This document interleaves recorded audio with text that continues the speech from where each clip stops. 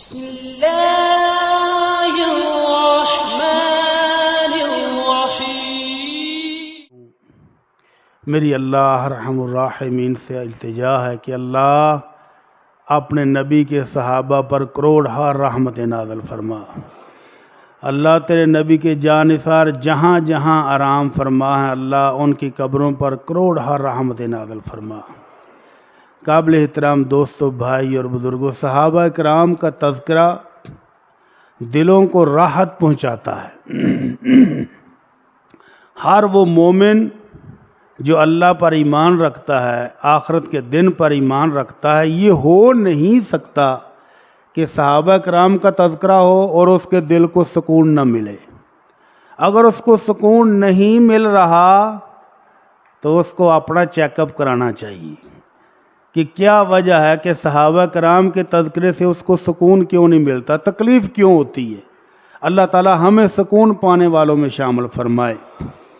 تو اللہ رب العزت فرماتے ہیں کہ محمد الرسول اللہ، کہ محمد اللہ کے سچے رسول ہیں۔ والذین معہ اشداء علی الکفار، اور میرے نبی کے ساتھی کافروں کے مقابلے میں سخت ہیں۔ رحماء بینہم، آپس میں ان کی رحمت، شفقت، محبت قابل دید ہے۔ تراہم رکعا سجدا، آپ جب صحابہ کو دیکھیں گے تو کبھی کسی کو دیکھیں وہ رکوع میں ہے، کسی کو دیکھیں گے وہ سجدے میں ہے۔ رات کو تہجد پڑھتے ہیں، دن کو فرضی نمازیں پڑھتے ہیں، اور ساتھ ساتھ جہاد بھی کرتے ہیں۔ کس لیے؟ یبتغون فضلا من اللہ ورضوانا، اللہ کا فضل چاہتے ہیں اور اس کی رضامندی چاہتے ہیں۔ آیت کے اینڈ پر اللہ رب العزت فرماتے ہیں وعد اللہ الذین آمنوا وعملوا الصالحات، اللہ نے ان لوگوں سے وعدہ کیا ہے جو ایمان لائے اور نیک عمل کیے، منہم مغفرۃ واجرا عظیما، کہ اللہ کی بخشش بھی ان کو حاصل ہوگی اور اجر عظیم بھی ان کو ملے گا۔ تو ہمارا ایمان ہے کہ اللہ کے نبی کے تمام صحابہ اللہ کی بخشش پانے والے اور اس کا اجر عظیم پانے والوں میں شامل ہیں۔ اللہ تعالی ہمیں بھی ان خوش نصیبوں میں شامل فرما لے۔ قابل احترام دوستو، بھائی اور بزرگوں، پچھلے جمعے سے سیدنا علی رضی اللہ تعالیٰ عنہ کا تذکرہ شروع کیا ہوا ہے۔ کچھ دوستوں کا خیال ہے کہ اب یہ ختم کر دینا چاہیے، بتھیری ہو گئی، چلیں انشاءاللہ ختم بھی کر دیں گے۔ میرا خیال ہے کہ جب سے میں نے جمعہ پڑھانا شروع کیا، یہ پہلا موقع ہے کہ سیدنا علی رضی اللہ تعالیٰ عنہ کی سیرت پر دوسرا چوتھا جمعہ ہے، وگرنہ ان 19-20 سالوں میں پہلے کبھی ایسا نہیں ہوا، اور اگر اس سال ہو ہی گیا ہے تو تسی برداشت کر لو، ہیں کی خیال ہے؟ یا پھر ایک سال پہلے، ایک عرصہ پہلے ایک تجویز اور بھی آئی تھی کہ 4 جمعوں کے عنوان اشتہار چھاپ دیا جائے، جی پہلا جمعہ یہ ہوگا، دوسرا یہ ہوگا، تیسرا یہ ہوگا، چوتھا یہ ہوگا۔ تو میں نے کہا تھا مجھے یہ بھی منظور ہے، آپ 4 جمعوں کے عنوان مجھے دے دے، تیاری میں کر لوں گا۔ ایک خطیب کے لیے سب سے مشکل کام کیا ہوتا ہے؟ جمعے کا عنوان، کہ یہ جمعہ ہو کس موقع پر، کس موضوع پر ہو۔ جیسے ہے تو ایک مذاقیہ گل ہی، کہتے ہیں کہ عورت کا دماغ ہر مسئلے پر چلتا ہے، دنیا کا کوئی کام ہو اس کی زبان ایسی چلتی ہے کہ جیسے مشین، لیکن جب شام نو کھانا پکانا ہونا کی پکاواں کی، اوتھے آ کے دا دماغ بند ہو جاتا ہے۔ ہر روز ہی پکانا ہے، کی پکائے روز، جیڑی شے بھی پکائے خامد صاحب نو تو پسند آنی کوئی نہیں، انہیں اے کی پکا لے، اگلے دن دوسری ڈش اے کی پکا لے، تیسرے دن پھر کو بدلے گی اے کی پکا لے، ایتھے آ کے بس ہو جاندی۔ ایہو ہی حال خطیب دا ہے کہ پورا سال ہر 5ویں-6ویں دن جمعہ آ جاندہ ہے کہ نہیں؟ تسی تو رام میں کپڑے شپڑے پائے، خوشبو سٹی دی آ کے بہ گئے۔ تے خطیب جنہیں تیاری کرنی ہے، میں ہفتے والے دن ہی شروع کر دینا، تو میرے گھر والے نے خیر ہے حالی اج تے جمعہ پڑھا کے آئے جے، میں تو مینوں تو فکر پی گئی نا بھی اگلا بھی کیڑا پڑھانا ہے، تو میں ہفتے نو یا اتوار والے دن تیاری کر لینا، بڑی لیٹ ہوئے تو سوموار تک جاندی، ਤੇ ਸਭ ਤੋਂ ਮੁਸ਼ਕਲ ਕੰਮ ਇਹੋ ਹੀ ਹੁੰਦਾ ਕਿ ਅਗਲਾ ਜੁਮਾ ਪੜ੍ਹਾਉਣਾ ਕਿਸ ਮੌਜੂ ਤੇ ਵੇ। ਮੌਜੂ ਲੱਭ ਜਾ ਤੇ ਤਿਆਰੀ ਆਸਾਨ ਹੋ ਜਾਂਦੀ। ਤੇ ਚਲੋ ਜੇ ਤੁਹਾਡੇ 'ਚ ਇਹ ਹੈ ਵੇ ਕਿ ਤੁਸੀਂ 4 ਜੁਮਿਆਂ ਦੇ ਅਨੁਵਾਨ ਲਿਖ ਕੇ ਇਸ਼ਤਿਹਾਰ ਬਾਹਰ ਗੇਟ ਤੇ ਲਾ ਲਓ, ਮੈਂ ਵੀ ਆਉਂਦਿਆਂ ਪੜ੍ਹ ਲਾਂ ਕਰਾਂਗਾ ਵੀ ਅਗਲਾ ਜੁਮਾ ਇਸ ਮੌਜੂ ਤੇ ਮੇਰੇ ਲਈ ਵੀ ਸੌਖਾ ਹੋ ਜਾਏਗਾ। ਇਹ ਪਹਿਲੇ ਵੀ ਤੁਸੀਂ ਇੱਕ ਦਫਾ ਸ਼ੁਰੂ ਕੀਤਾ ਸੀ, ਫਿਰ 2 ਕੁ ਜੁਮੇ ਹੀ ਚੱਲਿਆ ਸੀ, ਫਿਰ ਤੁਸੀਂ ਆਖਿਆ ਵੀ ਨਹੀਂ ਆਪਣੀ ਮਰਜ਼ੀ ਕਰੋ, ਜੋ ਮਰਜ਼ੀ ਪੜ੍ਹਾਓ। ਤੇ ਹੁਣ ਜੇ ਮੈਂ ਆਪਣੀ ਮਰਜ਼ੀ ਨਾਲ ਪੜ੍ਹਾਉਣਾ ਤੇ ਹੁਣ ਫਿਰ ਅੱਜ ਐਡਾ ਲੰਮਾ ਇਸ਼ਤਿਹਾਰ ਆ ਗਿਆ। ਇਹ ਕੀ ਤੁਸੀਂ ਹਰ ਜੁਮਾ ਇੱਕੋ ਮੌਜੂ ਦੀ ਪੜ੍ਹਾਈ ਜਾਂਦੇ ਜੇ। ਲਓ ਜੀ, ਉਹਨਾਂ ਨੂੰ ਨਹੀਂ ਆਲੂ ਟਿੰਡੇ ਵਾਰਿਸ਼, ਉਹ ਆਂਦੇ ਜੀ ਹੁਣ ਸਾਨੂੰ ਮਟਨ ਖਵਾਓ। ਤੇ ਠੀਕ ਹੈ ਜੀ, ਮੈਨੂੰ ਅਗਲੇ ਜੁਮੇ ਤੋਂ ਤੁਸੀਂ ਜੁਮਾ ਦੱਸ ਦਿਆ ਜੇ। ਜੁਮਾ ਆਉਣ ਤੋਂ ਪਹਿਲਾਂ ਅੱਜ ਕੱਲ੍ਹ ਹਫਤਾ ਹੈ, ਐਤਵਾਰ ਸੋਮਵਾਰ ਤੱਕ ਮੈਨੂੰ ਅਨੁਮਾਨ ਦੱਸ ਦਿਆ ਜੇ ਵੀ ਇਸ ਮੌਜੂ ਤੇ ਪੜ੍ਹਾਉਣਾ ਜੇ। ਜੇ ਅਗਲੇ ਜੁਮੇ ਦਾ ਅਨੁਮਾਨ ਤੁਸੀਂ ਮੈਨੂੰ ਦੱਸ ਦਿੱਤਾ ਤੇ ਆਵਾਂਗਾ, ਨਹੀਂ ਤੇ ਅਗਲੇ ਮੇਰੀ ਛੁੱਟੀ ਜੇ। ਫਿਰ ਜੇ ਅਗਲੇ ਜੁਮੇ ਮੈਂ ਨਾ ਆਵਾਂ ਤਾਂ ਸਮਝ ਜਾਇਆ ਜੇ ਕਿ ਤੁਸੀਂ ਅਨੁਮਾਨ ਮੈਨੂੰ ਕੋਈ ਨਹੀਂ ਦਿੱਤਾ, ਖਾਲੀ ਖਾਨਾ ਸੀ, ਛੁੱਟੀ। تو بہرحال اے جمعہ برداشت کرو۔ سیدنا علی رضی اللہ تعالی عنہ کی سیرت، اللہ کے نبی کے صحابہ کا تذکرہ، میں نے کہا وہ تو دل کو ٹھنڈک پہنچاتا ہے، سکون پہنچاتا ہے، راحت پہنچاتا ہے۔ تو سیدنا علی رضی اللہ تعالی عنہ جنتی صحابہ میں شامل ہیں۔ جامع ترمذی کی ایک لمبی روایت ہے کہ اللہ کے نبی صلی اللہ علیہ وسلم نے خطبہ ارشاد فرمایا، تو اس خطبے میں فرمایا ابو بکر فی الجنہ وعمر بن الخطاب فی الجنہ وعثمان بن عفان فی الجنہ وعلی بن ابی طالب فی الجنہ۔ 10 صحابہ کے نام لے کر آپ نے فرمایا کہ میرے یہ صحابی جنتی ہیں رضی اللہ عنہم، جن میں پہلا نمبر ابو بکر صدیق کا، دوسرا عمر فاروق کا، تیسرا عثمان غنی کا، اور چوتھا علی بن ابی طالب کا ہے رضی اللہ تعالی عنہم اجمعین۔ اور یہ 10 وہ ہیں جن کو آپ کی زبان مبارک سے یہ خوشخبری زندگی میں مل گئی کہ یہ میرے صحابی جنتی ہیں۔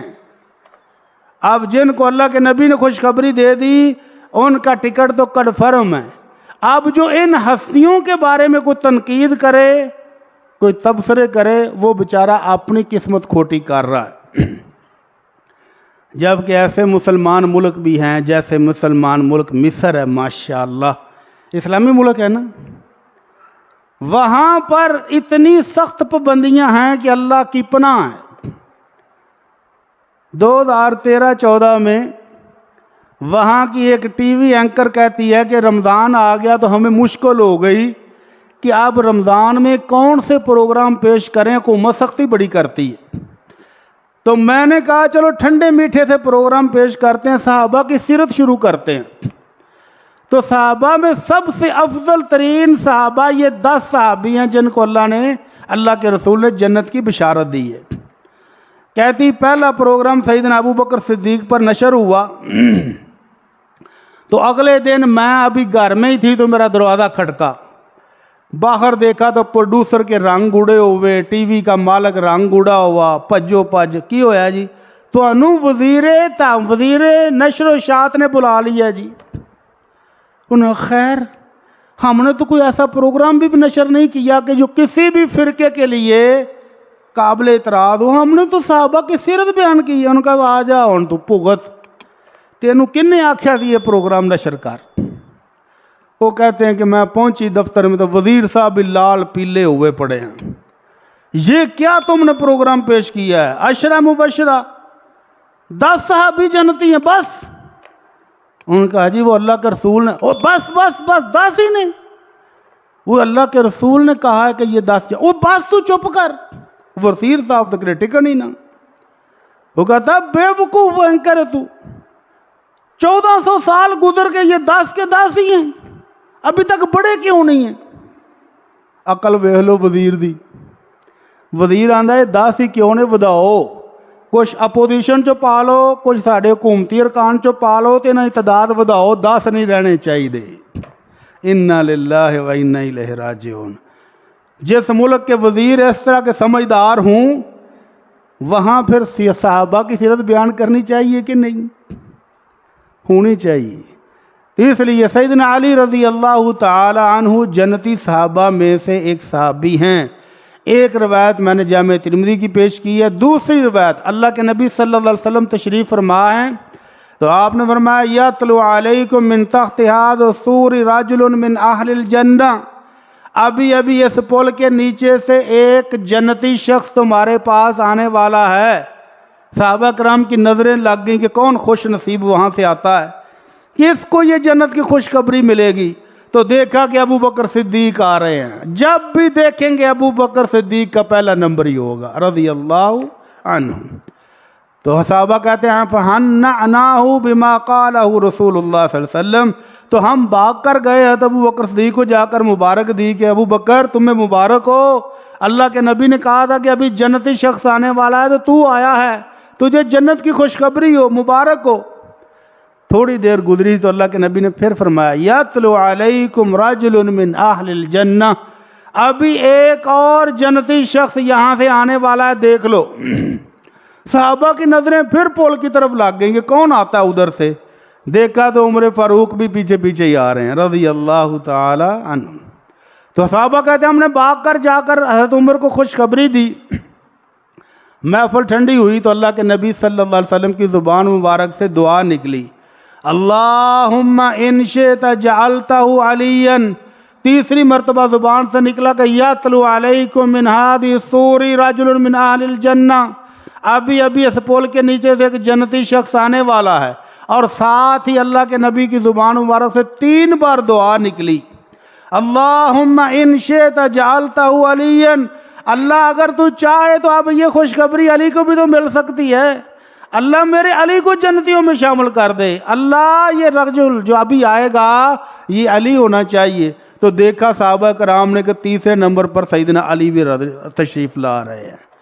تو یہ 2 روایتیں اللہ کے رسول صلی اللہ علیہ وسلم کی زبان مبارک سے نکلا کہ میرا علی جنتی ہے، اور جنتی بھی کیسا خوش نصیب کہ جس کو ایسے ایسے فضائل حاصل ہیں، ایسی ایسی فضیلت اور شان حاصل ہے کہ دوسرے صحابہ خواہش کیا کرتے تھے کہ کاش مجھے ان میں سے کوئی ایک ہی مل جاتی۔ حضرت سعد بن ابی وقاص بھی ان 10 میں شامل ہیں جن کو اللہ کے نبی نے جنت کی خوشخبری دی ہے۔ حضرت سعد بن ابی وقاص فرمایا کرتے تھے کہ سیدنا علی کو 3 فضیلتیں ایسی حاصل ہیں کہ اگر مجھے ان میں سے کوئی ایک مل جاتی تو دنیا جہان کے قیمتی سرخ اونٹ مجھے مل جائیں تو مجھے وہ وارے میں نہیں، لیکن اگر وہ خوشخبری ایک مل جاتی، ایک فضیلت مل جاتی، ایک شان مل جاتی جو علی مرتضیٰ کو 3 بار حاصل ہے تو مجھے وہ ان اونٹوں سے زیادہ پسند ہوتی۔ وہ کون سی؟ اللہ کے نبی صلی اللہ علیہ وسلم نے غزوہ تبوک میں حضرت علی کو مدینے کا قائم مقام گورنر بنا کر چھوڑا کہ تم علی ادھر رہو اور ہم جاتے ہیں۔ تو سیدنا علی رضی اللہ تعالیٰ عنہ کبھی قافلہ تھوڑی دور ہی گیا تھا تو پیچھے سے بھاگتے ہوئے پہنچے اور آنکھوں میں آنسو ہیں، اللہ کے نبی آپ نے مجھے بچوں، عورتوں اور بوڑھوں کے پاس چھوڑ دیا ہے، اور منافق مجھے تانے مار رہے ہیں کہ علی تیرے اندر گل ہی کوئی نہیں، کوئی گل ہوندی تو تجھے ساتھ لے کر نہ جاتے۔ تو اس موقع پر اللہ کے نبی نے کیا فرمایا تھا؟ فرمایا اما ترضى ان تكون منی بمنزلۃ ہارون من موسیٰ، علی کیا تو اس بات پر خوش نہیں ہوتا کہ تیرا مقام اور مرتبہ اللہ نے وہی رکھا ہے جو ہارون علیہ السلام کو موسیٰ علیہ السلام کے ساتھ حاصل تھا؟ الا انہ لا نبی بعدی، البتہ میرے بعد نبی کوئی نہیں۔ ہارون علیہ السلام نبی بھی تھے لیکن 2 بھائی اللہ نے شان اور فضیلت دی تھی، اسی طرح تو میرا بھائی ہے اور میرے ساتھ تیرے مقام وہی ہے جو موسیٰ کے ساتھ ہارون کا تھا علیہم الصلاۃ والسلام۔ تو یہ شان اور مقام ایسا ہے کہ سعد بن ابی وقاص رضی اللہ عنہ جیسے صحابی خواہش کرتے ہیں کہ کاش مجھے یہ فضیلت حاصل ہوتی۔ اور دوسرا موقع اللہ کے رسول صلی اللہ علیہ وسلم نے غزوہ خیبر کے موقع پر فرمایا تھا کہ صبح میں جھنڈا اس کو دوں گا جس کے ہاتھ پر اللہ خیبر کا یہ اڑیل قلعہ فتح فرمائے گا، اور اس بندے کی شان، اس بندے کا مقام یہ ہے ان یحبہ اللہ ورسولہ، اللہ اور اس کے رسول اس بندے کو چاہتے ہیں، اس کے ساتھ محبت ہے، ویحبہ اللہ ورسولہ، اور اس بندے کو بھی اللہ اور اس کے رسول کے ساتھ سچی محبت ہے۔ یہ 2 طرفہ محبت کہ اللہ کو بھی محبت ہے، اللہ کے رسول کو بھی محبت ہے، اور اس بندے کو بھی اللہ سے محبت ہے, اللہ کے رسول سے محبت ہے. سعد بن ابی وقاص رضی اللہ تعالیٰ عنہ کہا کرتے کاش یہ فضیلت مجھے ملی ہوتی. تیسرا موقع عیسائیوں کے ساتھ مبالغہ تھا. مبالغہ کیا ہوتا ہے؟ جب دلائل ماننے منوانے سے بات آگے گزر جائے نا, مخالف پارٹی دلائل نہیں مانتی تو ان کے ساتھ مبالغہ کیا جاتا کہ آ جاؤ بھائی, پھر اپنے بچوں کو بھی لے آؤ, فیملی کو لے آؤ. تو اللہ سے دعا کرتے ہیں اللہ جو جھوٹا ہے وہ سچے کی زندگی میں مر جائے, اللہ تو ہی اب سچ کھول کے دکھا دے. تو عیسائی علماء نے کہا اللہ کے نبی سے کہ ہمارے ساتھ مبالغہ کر لیں. اللہ کے نبی نے کہا آ جاؤ. تو اللہ کے نبی نے اپنی بیٹی فاطمہ کو بلایا, داماد حضرت علی کو بلایا, اپنے نواسوں حسن اور حسین کو بلایا اور کہا اللہم ہؤلاء اہلی, اللہ عیسائیوں کے ساتھ مبالغے میں میری فیملی تو پھر یہی ہے, میں ان کے ساتھ حاضر ہوں. اب عیسائیوں کو کہا آؤ تو عیسائی بھاگ گئے. کہنے لگے نہیں نس جو, اگر مبالغہ کیا تو تہاڈا ککھ نہیں رہنا. عیسائی مبلغین کے ساتھ جو علماء تھے نا, انہوں نے عیسائی سرداروں کو سمجھایا کہ مت کرو مبالغہ, اگر تم نے مبالغہ کیا تو کوئی زندہ نہیں بچے گا. بھاگ گئے. تو یہ موقع جب اللہ کے نبی نے اپنی فیملی دکھائی اللہ کو, سعد بن ابی وقاص جیسے صحابی کہتے ہیں کاش ان فضیلتوں میں سے کوئی ایک فضیلت مجھے ملی ہوتی. رضی اللہ تعالی عنہم اجمعین. اللہ کے نبی صلی اللہ علیہ وسلم کو سیدنا علی رضی اللہ تعالی عنہ کے ساتھ پیار بھی ہے اور زندگی بھر دعائیں بھی دی ہیں. اور پیار ایسا ہے, محبت ایسی ہے کہ بندہ سوچ کے حیران ہو جاتا ہے کہ اتنی گہری محبت بھی ہو سکتی ہے. اللہ کے نبی صلی اللہ علیہ وسلم کے لاڈلے ہیں سیدنا علی. اللہ کے نبی صلی اللہ علیہ وسلم نے متعدد بار دعائیں دیں. یہ ان کی شان ہے, یہ ان کا مقام ہے, یہ مرتبہ ہے, یہ فضیلت جس کو حاصل ہوئی اللہ کی طرف سے انعام ہے. کوئی بہادری اپنا ذاتی کارنامہ نہیں ہو سکتا, یہ اللہ کی مہربانی ہے کہ اللہ کے نبی صلی اللہ علیہ وسلم نے سیدنا علی کو ٹھنڈ لگی, اور ٹھنڈ بھی کتنی لگی, کہنے لگے کہ میں نے غسل کر کر کے سردی میں میری کمر میں درد رہنی شروع ہو گئی. تو اللہ کے نبی صلی اللہ علیہ وسلم نے اپنے علی کے لیے دعا کی اللہم اذہب عنہ الحر والقر, اے اللہ میرے علی کی گرمی سردی دور کر دے. کیا مطلب کہ سخت گرمی ہو تو میرے علی کو گرمی نہ لگے. حالانکہ مدینے کا موسم گرم ہی رہتا ہے, سارا سال گنجے پہاڑ تپے ہوئے ہوتے ہیں, اور سردی جب آتی ہے تو سردی بھی جسموں کے اندر سے نکلتی ہے. تو آپ نے دعا کر دی اللہم اذہب عنہ الحر والقر, اے اللہ میرے علی کی گرمی سردی دور فرما دے, اس کے لیے موسم معتدل فرما دے. تو حضرت سیدنا علی رضی اللہ تعالیٰ عنہ کہتے ہیں فما اشتکیتہما حتی یومی ھذا, آج جب میں تمہیں یہ بتا رہا ہوں آج تک مجھے کبھی نہ گرمی لگی ہے نہ سردی لگی ہے. رضی اللہ تعالی عنہ. اور وہ خیبر کے موقع پر جب اللہ کے نبی کے حکم پر حضرت علی کو لایا گیا تو آنکھیں خراب تھیں, تو اللہ کے نبی صلی اللہ علیہ وسلم نے اپنا لعاب نکال کے آنکھوں میں لگایا. تو سیدنا علی رضی اللہ تعالیٰ عنہ بتایا کرتے تھے, لوگوں کو دکھایا کرتے تھے, کہتے تھے یہ وہ آنکھیں جن میں نبی کریم صلی اللہ علیہ وسلم کا مبارک لعاب لگا ہوا ہے. فما اشتکیتہما حتی یومی ھذا, آج کے دن تک زندگی میں آنکھیں دوبارہ کبھی خراب نہیں ہوئی ہیں. تو یہ ہے علی کے ساتھ اللہ کے نبی صلی اللہ علیہ وسلم کی محبت ہے. اور یہ محبت دیگر صحابہ کے ساتھ بھی تھی, یہ نہیں کہ دیگر صحابہ سے محبت نہیں تھی. سیدنا عبداللہ بن عمر ایک بہت بڑے صحابی ہیں, اللہ کے نبی صلی اللہ علیہ وسلم کے خصوصی جانثار, خصوصی پیار کرنے والے. ان سے کسی نے پوچھا کہ ای الناس خیر بعد رسول اللہ صلی اللہ علیہ وسلم, اللہ کے نبی کے بعد صحابہ کرام کی اگر ترتیب لگائیں تو فضیلت, شان, مقام کے لحاظ سے کس کس کا نمبر ہے؟ تو حضرت عبداللہ بن عمر رضی اللہ تعالیٰ عنہ فرماتے ہیں اللہ کے نبی صلی اللہ علیہ وسلم کے دور میں ہم جب ترتیب لگاتے تھے تو سب سے پہلا نمبر محمد الرسول اللہ صلی اللہ علیہ وسلم آپ کی ہستی ہوتی تھی. جب آپ دنیا سے چلے گئے تو سب سے پہلا نمبر ابو بکر صدیق کا تھا تمام صحابہ کے نزدیک, دوسرا نمبر عمر فاروق کا تھا, تیسرا نمبر سیدنا عثمان کا تھا, اور جب علی مرتضیٰ کا نام آیا تو کہنے لگے علی مرتضیٰ تو وہ ہیں کہ جن کو ایسا مقام اور مرتبہ حاصل ہے جو کسی دوسرے صحابی کو حاصل نہیں ہے. شان اور مقام اللہ کی رضا کے لحاظ سے 3 مقام مقتضائے، اور چوتھے نمبر پر جا کر کیا کہا کہ سیدنا علی وہ ہستی ہیں کہ جن کو اللہ کے نبی صلی اللہ علیہ وسلم نے وہ شان دی ہے، وہ فضیلت دی ہے جو کسی کو نہیں ملی۔ نمبر 1، اللہ کے نبی صلی اللہ علیہ وسلم کے پاس رشتے آئے سرداروں کے، رشتے آئے بڑے بڑے مالداروں کے، رشتے آئے بڑے بڑے نامور پہلوانوں کے، لیکن اللہ کے نبی صلی اللہ علیہ وسلم اپنی لخت جگر کے لیے کوئی انمول ہیرے کی تلاش میں ہیں۔ تو ایک دن سیدنا ابو بکر صدیق اور عمر فاروق آئے حضرت علی کے پاس، علی کس بات کا انتظار کر رہے ہو؟ جی کیوں ہے؟ کہنے لگے ہمیں پتہ چلتا ہے کہ اللہ کے نبی صلی اللہ علیہ وسلم تمہاری طرف سے رشتہ مانگنے کی آفر کا انتظار کر رہے ہیں۔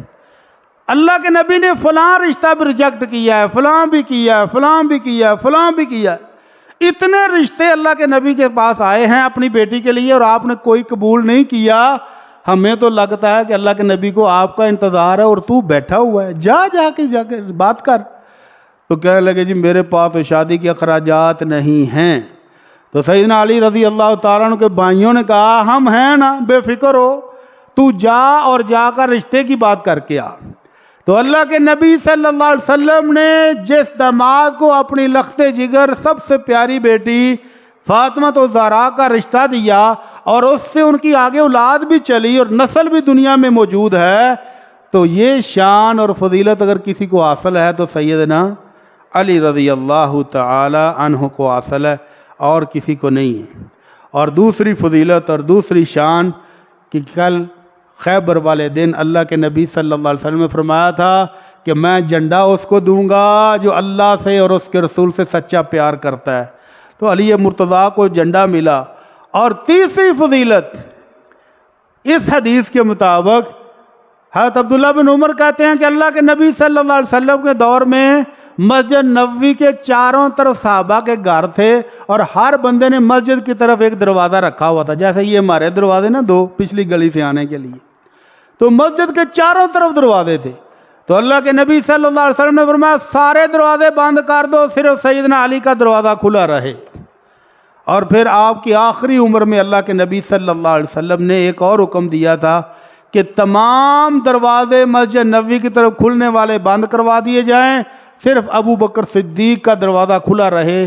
تو یہ اس بات کی دلیل بھی تھی کہ میرے بعد آنے والا ابو بکر امام ہوگا، تو امام کا دروازہ مسجد کی طرف کھلے، باقی سارے دروازے بند کر دیے جائیں۔ رضی اللہ تعالی عنہم اجمعین۔ ایک آ گیا، میں نے کل بھی پچھلے جمعے بھی بتایا تھا کہ سیدنا علی رضی اللہ تعالی عنہ سے محبت کرنے والے یا محبت نہ کرنے والے 3 قسم کے لوگ ہیں۔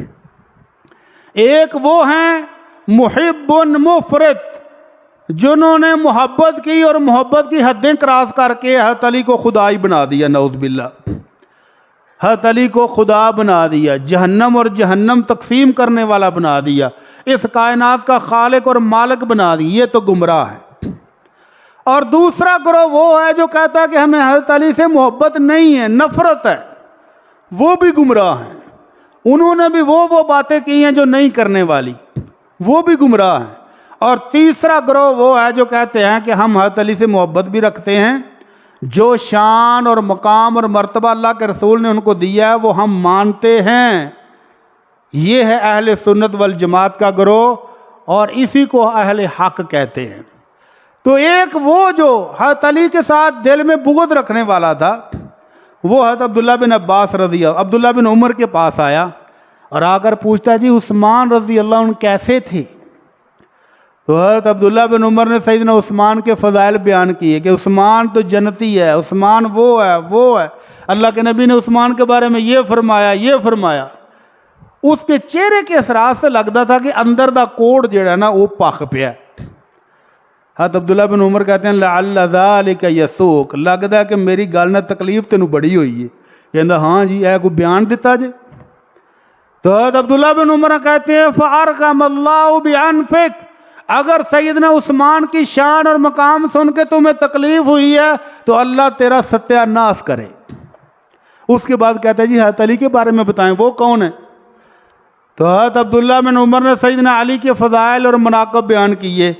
ان کی شان بیان کی تو اس کو چہرے کا رنگ پھر کالا سیاہ ہونا شروع ہو گیا. تو پھر پوچھا لعل ذالک یسوءک، میں سیدنا علی کی شان بیان کر رہا ہوں، تمہیں تکلیف ہو رہی ہے؟ کہتا ہاں ہو رہی ہے. کہتے ہیں جاؤ اللہ تمہارا بیڑا غرق کرے. تو کہتا ہے میں تو حضرت علی سے نفرت رکھتا ہوں. پھر اس کے منہ سے نکل گیا صاف لفظ فَإِنِّي أُبْغِضُ عَلِيًّا، مجھے تو سیدنا علی سے نفرت ہے. تو سیدنا عبداللہ بن عمر کہتے ہیں ابغض اللہ تعالی، جس طرح تو نے علی مرتضیٰ سے نفرت کی ہے اللہ عرش والا تم سے نفرت کرے، جو دفعہ دور ہو جو. تو ایسے بد نصیبوں سے اللہ ہم سب کو محفوظ فرمائے.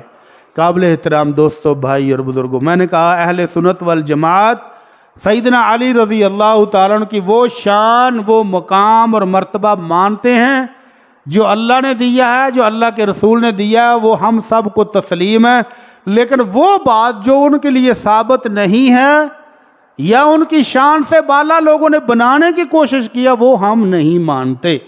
مثال کے طور پر مشہور کیا ہے، سیدنا علی رضی اللہ تعالی عنہ کے بارے میں ایک حدیث ظالموں نے اپنے پاس سے بنائی ہے کہ اللہ کے نبی صلی اللہ علیہ وسلم فرماتے ہیں انا مدینۃ العلم وعلی بابھا، کہ میں علم کا شہر ہوں اور علی اس کا دروازہ ہے.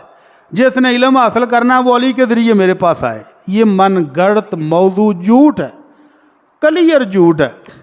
دوسرا بڑا جھوٹ یہ ہے کہ اللہ کے نبی صلی اللہ علیہ وسلم نے اپنی وفات سے پہلے جو اصلی قرآن تھا وہ یہ نہیں ہے جو میں نے اپنے سامنے رکھا ہوا ہے، بلکہ اصلی قرآن اللہ کے نبی نے سیدہ فاطمہ کو لکھوایا تھا اور سیدہ فاطمہ نے وہ سارا لکھ کر اپنے پاس رکھا ہوا تھا، اور وہی آج شیعوں کے پاس ہے اور کسی کے پاس وہ مصحف نہیں ہے.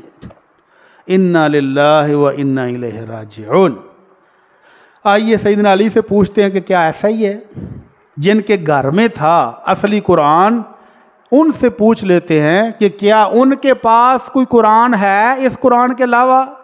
جو پوری دنیا میں مسلمان پڑھ رہے ہیں وہ نقلی ہے نعوذ باللہ، اور جو ان کے پاس ہے جو چھپایا ہوا ہے جو لوگوں کو دکھاتے بھی نہیں وہ اصلی ہے کوئی گل کرنے والی؟ اگر وہ اصلی ہے تو اس کو شائع کرو. کیا خیال ہے؟ نقلی کو تو ختم ہو جانا چاہیے نعوذ باللہ، اصلی کو پوری دنیا کو دکھاؤ تو صحیح کدھر ہے؟ تو سیدنا علی رضی اللہ تعالیٰ عنہ، صحیح بخاری کی روایت ہے، صحیح مسلم کی روایت ہے، سیدنا علی رضی اللہ تعالیٰ عنہ سے پوچھا گیا کہ جناب آپ کے پاس کوئی ایسا مصحف، کوئی ایسی خاص تحریر، کوئی ایسی خاص تعلیمات جو اللہ کے نبی نے صرف آپ کو دی ہوں باقی کسی کو نہ دی ہوں، اللہ کے نبی نے پوری رازداری سے آپ کو لکھوائی ہوں کسی دوسرے کو نہ بتائی ہوں؟ تو سیدنا علی رضی اللہ تعالیٰ عنہ کا چہرہ غصے سے سرخ ہو گیا. کیوں سرخ ہو گیا؟ کہ کیا اللہ کے نبی کی جو امانت تھی آسمان سے آئی ہوئی وہ اللہ کے نبی صرف اپنی بیٹی اور داماد کو دے کر جائیں گے، پر پوری امت کو نہیں پہنچائی؟ اللہ کے نبی صلی اللہ علیہ وسلم نے حجۃ الوداع کے موقع پر 1,00,000 لوگوں سے پوچھا تھا اللہم حل بلغت، لوگوں اللہ کی خاطر بتاؤ کہ کیا میں نے اللہ کا پورا پیغام، پوری وحی، پورا دین تم تک پہنچا دیا ہے؟ تو 1,00,000 لوگوں نے بیک زبان کہا تھا اللہم نعم، ہاں اللہ کی قسم آپ نے پورا دین ہم تک پہنچا دیا ہے. تو اللہ کے نبی نے ایسے انگلی کر کے کہا تھا اللہم اشہد، اللہ تو گواہ ہو جا تیرا دین میں نے سارے کا سارا پہنچا دیا ہے. تو حضرت علی رضی اللہ تعالیٰ عنہ اس لیے ناراض ہوئے کہ یہ کیسا بےہودہ بات ہے، کیسا بےہودہ الزام ہے کہ اللہ کے نبی نعوذ باللہ خیانت کر گئے کہ اپنی بیٹی اور بہو کو خاص خاص چیزیں بتائیں اور باقی لوگوں کو نہیں بتائیں. تو سیدنا علی رضی اللہ تعالیٰ نے وضاحت کی کہ ہاں ہمارے پاس کوئی خاص چیز ایسی نہیں ہے جو پوری امت کے پاس نہ ہو. ہاں البتہ اللہ تعالیٰ قرآن مجید کی سمجھ بوجھ ہر بندے کو مختلف ہے. ہر بندہ قرآن پڑھتا ہے اس کو اس کے مسئلے کی سمجھ آتی ہے، کسی کو کم کسی کو زیادہ، یہ تو ہے. یا ایک ورقے کے اوپر اللہ کے نبی کے چند فرامین لکھ کر میں نے رکھے ہوئے ہیں، اور وہ صحابہ دوسرے بھی لکھتے تھے. حضرت ابو ہریرہ زبانی یاد کرتے تھے، عبداللہ بن عمر جو ہے وہ لکھ لیتے تھے، اور حضرت ابو بکر صدیق نے بھی لکھ کے ایک صحیفہ بنایا ہوا تھا، نوٹس جس کو ہم آج کل نوٹس کہتے ہیں نا، تو نوٹس بنائے ہوئے تھے کچھ. دوسرے پوچھا جی ان نوٹسوں کے اندر کیا ہے؟ کہنے لگے اس کے اندر دیت کے احکام میں نے لکھے ہوئے ہیں، قیدیوں کو رہائی کے احکام لکھے ہوئے ہیں، اور اس کے اندر میں نے یہ بھی لکھا ہوا ہے کہ اللہ کے نبی صلی اللہ علیہ وسلم نے فرمایا لعن اللہ من آوى محدثا، اللہ کی لعنت ہو اس پر جو کسی بدعتی کو اپنے گھر میں جگہ دے. گھر میں آ کر محفل کروا لے، آ جاؤ جی میرے گھر میرا حال حاضر ہے، روٹی شوٹی بھی میں دیاں گا تو تسی آ جاؤ. تو اللہ کے نبی نے لعنت کی ہے، فرمایا لعن اللہ، اس پر اللہ کی لعنت ہو، والملائکۃ والناس اجمعین، سارے فرشتوں کی بھی لعنت ہو اور سارے لوگوں کی بھی اس پر لعنت ہو جو کسی بدعتی کو اپنے گھر میں بلاتا ہے. اور ایک روایت میں ہے کہ حضرت علی رضی اللہ تعالیٰ عنہ کہتے ہیں میں نے اس میں لکھا ہوا ہے کہ اللہ کے رسول صلی اللہ علیہ وسلم نے فرمایا لعن اللہ من لعن والدہ، جو اپنے والدین کو گالیاں دیتا ہے اس بدبخت پر اللہ کی لعنت ہو. لعن اللہ من ذبح لغیر اللہ، اس پر اللہ کی لعنت ہو جو کسی غیر اللہ کے نام کا جانور ذبح کر کے بانٹتا ہے. دیگیں چڑھانا غیر اللہ کے نام کی بانٹنا، اللہ کی لعنت ہو اس پر. لعن اللہ من غیر منار الارض، اس بندے پر اللہ کی لعنت ہو جو زمین کے نشانات مٹا کے ہیرا پھیری کرتا ہے. یہ خاص طور تے پنڈاں والے ہیں جڑے وٹاں چھانگ چھانگ کے تے پتہ چلدا ہے کہ 10-10 فٹ نال دے دیم تے زمین چ وڑ گیا ہے. کچھ سالاں تو بعد جدوں پیمائش کراؤ تے نال دے دا قلعہ وگا رہ جاندا ہے تو ادھر انہاں 1.5 قلعہ بنیا ہوندا ہے. تو اللہ کے نبی صلی اللہ علیہ وسلم نے فرمایا کہ جس نے زمین کے نشان مٹائے اس پر بھی اللہ کی لعنت ہو. وَلَعَنَ اللَّهُ مَنْ آوَى مُحْدِثًا، اور جس نے کسی بدعتی کو اپنے گھر میں جگہ دی اس پر بھی اللہ کی لعنت ہو.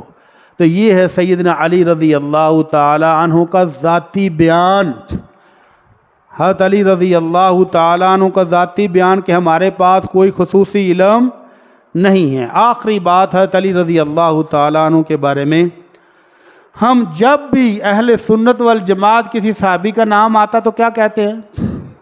رضی اللہ تعالی عنہ، ابو بکر رضی اللہ عنہ، عمر فاروق رضی اللہ عنہ، عثمان غنی رضی اللہ عنہ، سعد بن ابی وقاص رضی اللہ عنہ، حضرت زبیر رضی اللہ عنہ.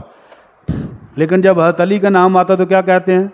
کرم اللہ وجہہ، یا کہتے ہیں علی علیہ السلام. تو یہ شیعوں کا شعار ہے، ہم اہل سنت کا نہیں ہے. علیہ السلام کا مطلب کیا ہے؟ حضرت علی پر اللہ کی سلامتی ہو. کرم اللہ وجہہ کا معنی کیا ہے؟ کہ اللہ ان کو جنت عطا فرمائے. معنی ان کا بھی ٹھیک ہے، لیکن یہ لفظ شیعوں کی طرف سے آئے ہیں. کس لیے؟ کہ وہ ان کی شان بڑھاتے ہیں نبیوں سے بھی زیادہ. جس طرح وہ شہنشاہ نقوی نے کہا نا کہ ہم سینہ ٹھوک کر کہتے ہیں کہ علی مرتضیٰ تمام انبیاء اور رسولوں سے بھی افضل ہیں. تو یہ اس لیے کہتے ہیں. اس لیے اہل سنت والجماعت کا موقف یہ ہے کہ اگرچہ معنی ٹھیک ہے لیکن ہم تمام صحابہ ابو بکر سے لے کر چھوٹے سے چھوٹے صحابی کے ساتھ بھی کہتے ہیں رضی اللہ عنہ. اللہ نے قرآن میں کہا ہے رضی اللہ عنہ، تو ہم بھی ان کو رضی اللہ عنہم ہی کہتے ہیں. تو اس لیے رضی اللہ عنہم ہی کہنا چاہیے. اور یہ جو کرم اللہ وجہہ ہے یہ لفظ نہیں بولنا چاہیے. اللہ کے رسول صلی اللہ علیہ وسلم مکہ سے مہاجرین آئے تو مدینے میں رہنے سہنے کا بندوبست کرنے کے لیے 2 صحابہ کو ساتھی بنایا تھا نا، مدینے کے ایک ساتھی کو ایک مکے والوں کو. تو حضرت عثمان بن مظعون ایک صحابی ہیں، ان کا قرعہ نکلا حضرت ام یعقوب کے گھر، حضرت ام علا کے گھر ان کا قرعہ نکلا تو وہ ان کے گھر رہتے تھے. بہت نیک سیرت، تہجد گزار، عبادت گزار صحابی تھے. سب سے پہلے مدینہ منورہ میں مہاجرین میں سے یہی فوت ہوئے. تو حضرت ام علا کہتی ہیں کہ مجھے خواب آیا کہ حضرت عثمان کا ایک چشمہ ہے جو بڑا زور و شور سے بہہ رہا ہے. جنت میں چشمہ دیکھا، پانی بڑا زور سے نہیں نکل رہا تھا. تو میں نے اللہ کے رسول صلی اللہ علیہ وسلم کے پاس آ کر کہا فشہادتی علیک انک من اہل الجنہ، فشہادتی علیک لقد اکرمک اللہ. اللہ کے نبی کے پاس آ کر کہتی ہے میں گواہی دیتی ہوں کہ عثمان تو پکا جنتی ہے. تو اللہ کے نبی نے فوراً روکا، فرمایا وَمَا يُدْرِيكِ لَقَدْ أَكْرَمَهُ اللَّهُ، ام لا تمہیں کیسے پتا چلا کہ میرا عثمان جنت میں پہنچ گیا ہے؟ تو کہنے لگی اللہ کے رسول اگر اتنا عبادت گزار، اتنا تہجد گزار، اتنا روزے رکھنے والا آپ کا صحابی، آپ نے جنازہ پڑھایا، یہ بھی جنت میں نہیں تو پھر کون ہے؟ تو اللہ کے نبی نے فرمایا میں اللہ کا رسول اور نبی بھی اپنے بارے میں بھی تمہیں اتنا کنفرم نہیں بتا رہا، تو تم کیسے کنفرم کر سکتی ہو؟ تو تمہیں اللہ کہتی ہیں پھر اللہ کے نبی زندگی بھر میں کسی کے بارے میں گواہی نہیں دوں گی کہ یہ جنتی ہے۔ تو یہ ابتدائے اسلام کی بات ہے۔ اس کے بعد اللہ نے جب اپنے نبی کو بتا دیا کہ میرے نبی کا محل جنت میں تیار ہو چکا ہے، میرے عمر کا محل تیار ہو چکا ہے، ابو بکر جنتی ہے، عثمان جنتی، علی جنتی ہے، تو یہ بعد کی بات ہے، یہ پہلے کی تھی کہ اکرمک اللہ بھی نہیں کہنا۔ تو اس لیے تمام صحابہ کرام کے نام کے ساتھ عقیدت، محبت، احترام کے ساتھ جب بھی نام آئے تو کیا کہنا ہے؟ رضی اللہ عنہ، اللہ ان سے راضی ہو جائے۔ تو یہ ہماری دعا ہے کہ اللہ تو ان سے راضی ہو جا۔ اللہ سے دعا ہے کہ اللہ اپنے نبی کے تمام صحابہ سے راضی ہو جا۔ وَمَا عَلَيْنَا إِلَّا الْبَلَاغُ الْمُبِينُ۔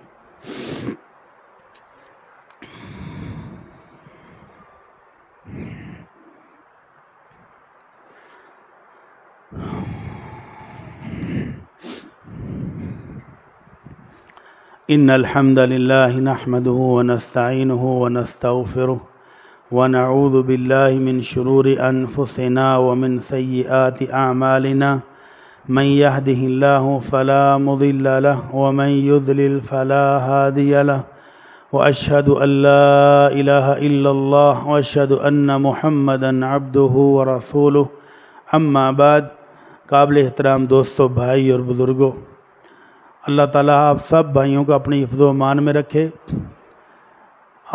یہ جو لیٹر آیا نا مجھے کہ جمعے کا عنوان بدلیں، اس میں ایک تجویز بھی ہے کہ ہر جمعے کوئی وظیفہ بتایا کریں، جیسا ٹی وی پر ہم بتاتے ہیں نا، تو ہر جمعے ایک وظیفہ بھی بتایا کریں۔ چلیں جی، یہ آپ کی تجویز ہم نے مان بھی لی ہے، سن بھی لی ہے۔ تو اللہ کے نبی صلی اللہ علیہ وسلم کے بتائے ہوئے وظائف میں سے ایک وظیفہ شاندار یہ ہے کہ جب بارش ہو رہی ہو تو اللہ کے نبی صلی اللہ علیہ وسلم کا حکم ہے کہ سنتان لا تردان، دو دعائیں اللہ ضرور قبول کرتا ہے، عند المطر و عند النداء۔